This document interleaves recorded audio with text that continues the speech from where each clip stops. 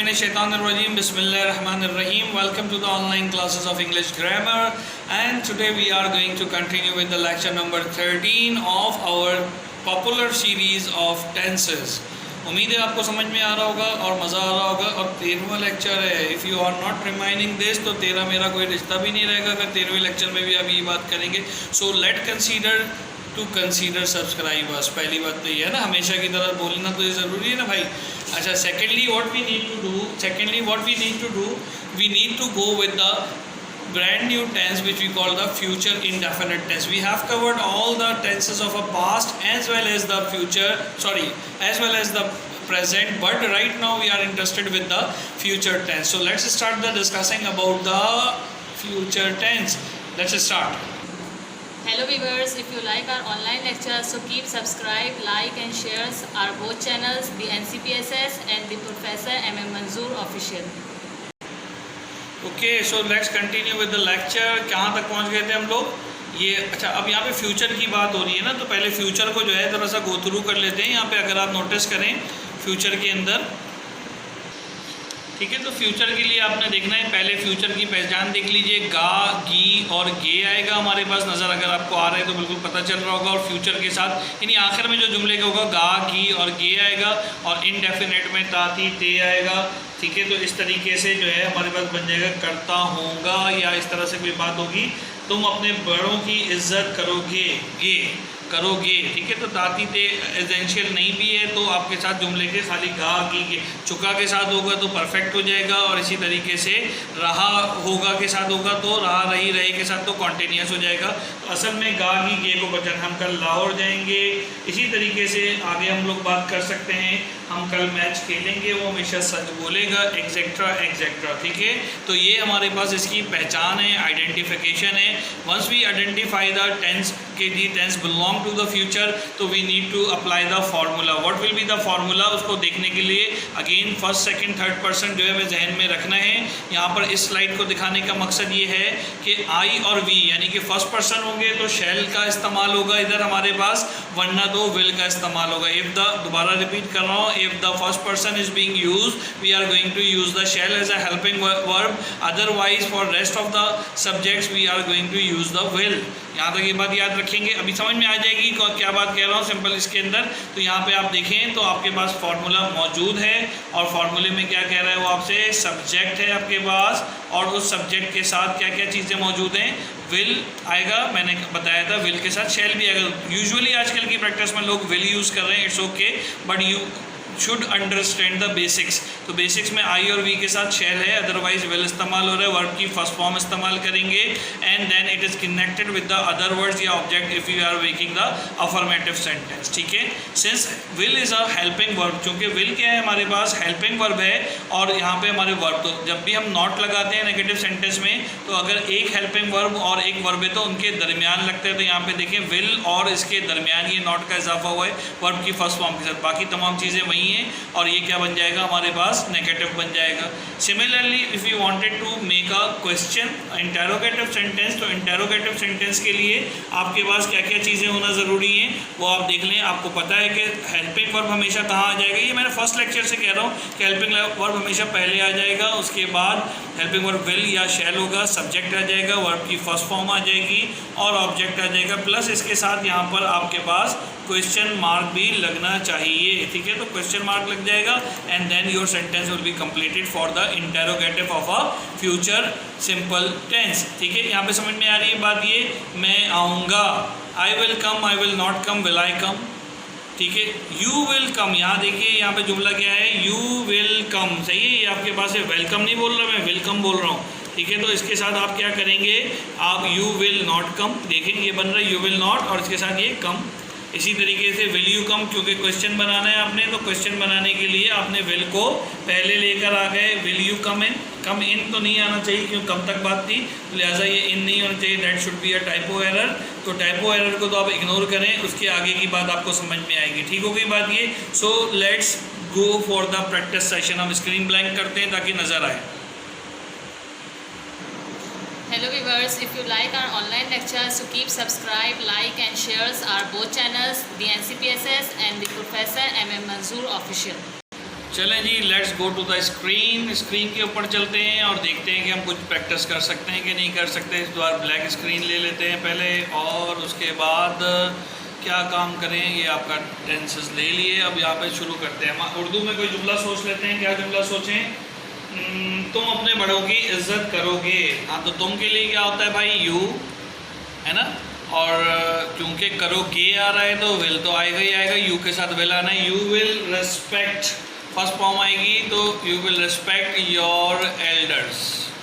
ठीक है, ये आपके पास अफर्मेटिव हो गया फ्यूचर का। ठीक है, फ्यूचर। और मैंने एक फटूरे वाला केस सुनाया था, नटूरे फटूरे वाला, वो भी जैसे सुनेंगे तो पता चलेगा। अब इसका नेगेटिव बनाना होगा तो क्या करेंगे भाई? जल्दी मुझे बता दो। नेगेटिव बनाना होगा तो क्या करेंगे? इसके लिए बता दो भाई, क्या करेंगे नेगेटिव के लिए? सबसे पहले तो नेगेटिव का एन ही लिख देते हैं ना। नेगेटिव का एन हो गया, और विल के बाद नॉट हेल्पिंग वर्ब और वर्ब के दरमियान आता है। रूल वही है, एक बार आपने लर्न कर लिया ग्रामर में तो सब आसान है। You will not respect your elders. सही हो गई बात ये। Similarly if you are interested with the other things, आपको दूसरी कोई चीज़ आपको बनानी है इसके अलावा तो बना लीजिए। क्या करना है हमने? क्या अब दूसरी क्या चीज़ बची है? इंटेरोगेटिव और इंटेरोनेगेटिव बचा है, तो इंटेरोगेटिव देख लेते हैं क्या हो जाएगा। हेल्पिंग वर्ब हमेशा पहले आ जाता है। Will you not respect your elders. सही है, ये भी एक जुमला हो गया। अब इसके बाद हमने इंटेरोनेगेटिव देखना है। इंटेरोनेगेटिव के लिए हम क्या करें? इसके लिए आगे चलते हैं। इंटेरोनेगेटिव कैसे बनाएंगे? इंटेरोनेगेटिव जल्दी से मुझे बताओ क्या हो जाएगा? You will not. अच्छा, वो ऊपर वाला मैंने इंटेरोनेगेटिव बना दिया, नॉट वहाँ पे लगा छोड़ दिया है, तो लिहाजा इसको आप इंटेरोनेगेटिव कह सकते हैं। करेक्शन कर लेते हैं हम यहाँ पे। इंटेरोनेगेटिव, या इसको काट दो, ये लो भाई मैंने काट दिया, इसको नॉट नहीं आएगा। Will you respect your elders, और यहाँ पे एक क्वेश्चन मार्क आना चाहिए। Will you respect your elders, ये आपके पास आ गया। और इंटेरोनेगेटिव के अंदर हम जब बनाएंगे तो एक्चुअली क्यों बार बार नॉट आ रहा है, उसके पीछे असल में नॉट लिखा था। पीछे मास्टर सेंटेंस को देखते हुए बनाए या खुद से सोचते हुए बनाए। तो इसमें क्या हो जाएगा? Will you not respect your elders. ठीक है, तो ये आपने जो है क्या कहते हैं, इसका इंटेरोनेगेटिव बना दिया। ये बात समझ में आ रही है? चलें एक जुमला और देख लेते हैं इसके साथ साथ, ताकि आपको समझ में आए। ये तो हो गया था, तुम अपने बड़ों की इज्जत करोगे। Will you will respect your elders, तुम अपने बड़ों की इज्जत करोगे। और इसी तरीके से आगे मुख्तलिफ चीज़ें। अब यहाँ पे एक और भी मैं काम की बात बताना चाह रहा हूँ, वो भी हम देखते हैं थोड़ी देर के अंदर, लेकिन इसको और आगे गो थ्रू कर लेते हैं। ठीक है, इस दफ़ा वाइट स्क्रीन लेने का दिल चाह रहा है तो वाइट स्क्रीन ले लेते हैं। ठीक है, ये आपको साथ साथ सॉफ्टवेयर भी सीखने को मिल रहे हैं, ट्रेनिंग मिलती जा रही है कि हमें क्या काम किस तरह से करना है। तो यहाँ पे अब हम फ्यूचर के टेंसेस को देख रहे हैं। फ्यूचर इंडेफिनिट, और फ्यूचर इंडेफिनिट में कोई जुमला सोच लेते हैं। क्या मैं आपको परेशान नहीं करूँगा? तो क्या मैं आपको परेशान नहीं करूँगा, पहले तो ये बना लो अपने तौर पे कि मैं आपको परेशान करूँगा। मैं के लिए क्या आएगा? आई, और आई के साथ क्या बताया मैंने? आई के साथ क्या बताया है? शैल आएगा। आई शैल क्या करेंगे? आई शैल बॉदर यू, मैं आपको परेशान करूँगा। आई शैल बॉदर यू, बॉदर कहते हैं परेशान करने को। अब इसका अगर सवालिया बनाना है तो क्या हो जाएगा? शैल आई बॉदर यू। ठीक है, शैल आई बॉदर यू, क्या मैं आपको परेशान करूँगा? ठीक है, क्या मैं आपको नहीं परेशान करूँगा? इंटेरोनेगेटिव है। शैल आई नॉट बॉदर यू।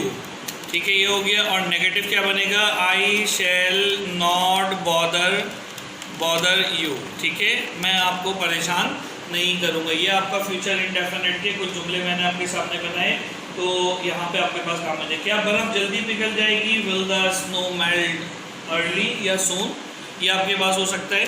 ठीक है, तो यहाँ पे आप इसको भी गो थ्रू कर सकते हैं। कैसे करेंगे? बना लीजिए कोई एक जुमला।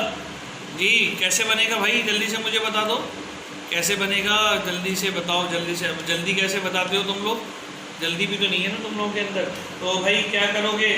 विल द स्नो मेल्ट सून, क्या बर्फ़ जल्दी पिघलेगी? विल द स्नो मेल्ट सून। चलो ये जुमला भी बना लिया। विल द स्नो मेल्ट सून, सून जल्दी को कहते हैं। Will the snow melt soon, the snow will not melt soon negative हो गए। इंटेरोगेटिव बना लीजिए, इंटेरोनेगेटिव बना लीजिए। और कोई जुमला देख लें। क्या कर रहे हैं? इस किताब को कौन छापेगा? कौन को छुपा दीजिए, इस किताब को छापेगा। ठीक है, तो क्या हो जाएगा?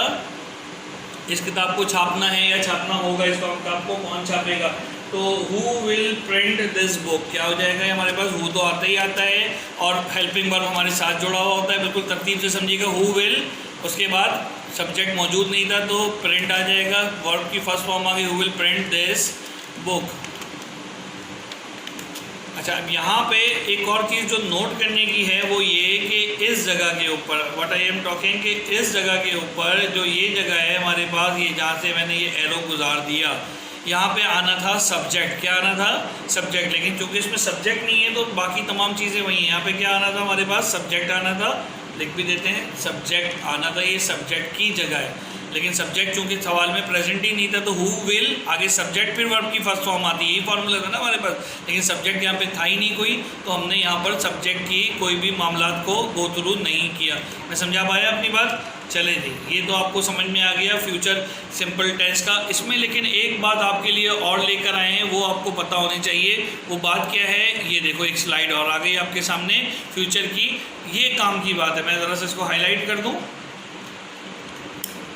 काम की बात जो है वो ये है कि यहाँ पे देखो 3 मुख्तलिफ किस्म के सेंटेंसेस हैं हमारे पास। तुम कभी चोरी नहीं करोगे, और यहाँ पे क्या है? मैं अपना वादा पूरा करूँगा, और यहाँ पे आपके पास क्या हो गया कि वो तुम्हारी मदद ज़रूर करेगा। तो इसमें ख़ास तौर पे जो नोट करने वाली बात है वो ये है कि ये जो जुमला है हुक्म है, और ये जो जुमला है आपके पास ये क्या है? इरादा है। और ये जो जुमला है आपके पास वो क्या है? नसीहत है। तो अगर हुक्म, इरादा, जो पक्का इरादा, मुसम्मम इरादा, रिजिड जो है आपकी इंटीग्रिटी हो, नसीहत हो या हुक्म हो कोई आपके पास, तो इन तीनों के लिए आपने करना क्या है?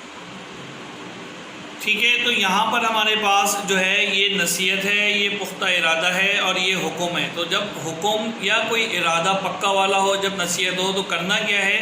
यहाँ पर नोटिस कीजिए कि यहाँ पे क्या बना हुआ है, यहाँ पे क्या लिखा है? नॉर्मल जुमला क्या होगा? You will never steel. यहाँ पे आई के साथ क्या आता है? शैल आता है। तो यहाँ पे क्या आ गया? शैल आ गया। इसी तरह से ही के साथ विल आता है, जो हमने पढ़ा था, ही विल हेल्प यू।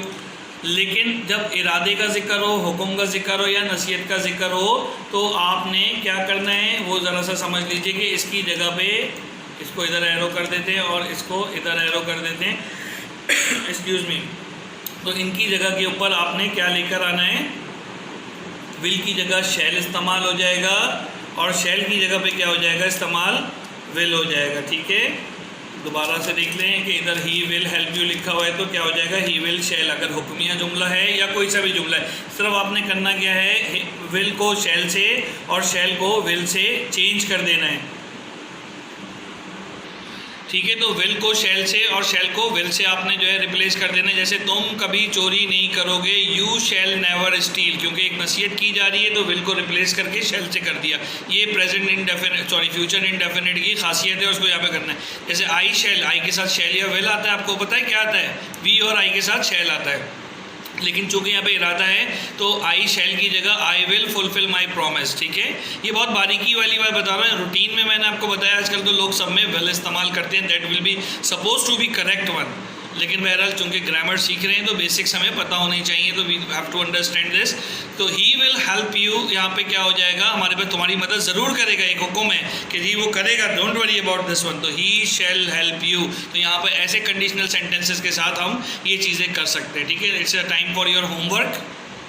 ये आपका होमवर्क आ गया है, स्क्रीन के ऊपर नज़र आ रहा होगा आपको। पहला क्या लिखा हुआ है? हम कल बाज़ार जाएंगे, क्या लड़कियां सुरीले गीत गाएंगी? की नहीं है, गी है, वो तुम्हारी बात नहीं मानेंगी। हम ज़रूर एक दिन पास हो जाएंगे। हाँ, मेहनत करो, एक दिन पास हो ही जाना है आपने। हम ज़रूर एक दिन पास हो जाएंगे। तुम ये किताब क्यों ख़रीदोगे? माली पौधों को पानी कब डालेगा? क्या कुत्ते रात को नहीं भौंकेंगे? वो अपना काम पूरा करेंगे। असलम वो कलम नहीं देगा। तुम इस साल कराची कितने साल बाद नहीं आओगे?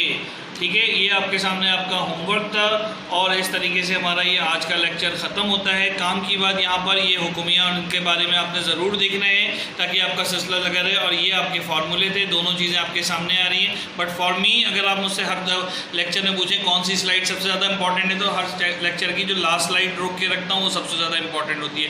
Keep working, keep practicing, enjoy yourself, take care yourself, see you in the next lecture.